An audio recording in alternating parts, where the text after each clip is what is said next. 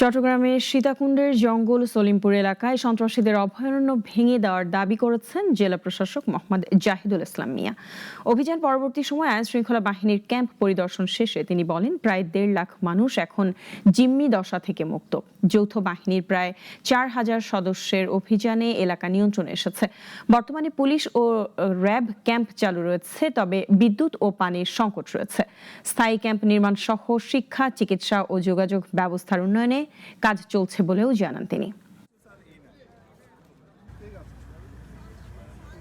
আমরা চাই এই এলাকার মানুষের, সাধারণ মানুষ যারা আছে তারা একটা জিম্মি দশা থেকে মুক্তি পাক, তারা একটা সুন্দর জীবনে ফিরে আসুক।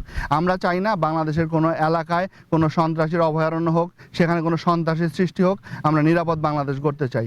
এখানে যে ক্যাম্পগুলো স্থাপন হবে, তাদের ক্যাম্পে যারা দায়িত্ব পালন করবে, তাদের যে বেসিক যে রিকোয়ারমেন্টগুলো আছে সেগুলো কিভাবে ফুলফিল করা যায়, এইগুলো দেখতে আমরা আজকে এখানে উপস্থিত হয়েছি।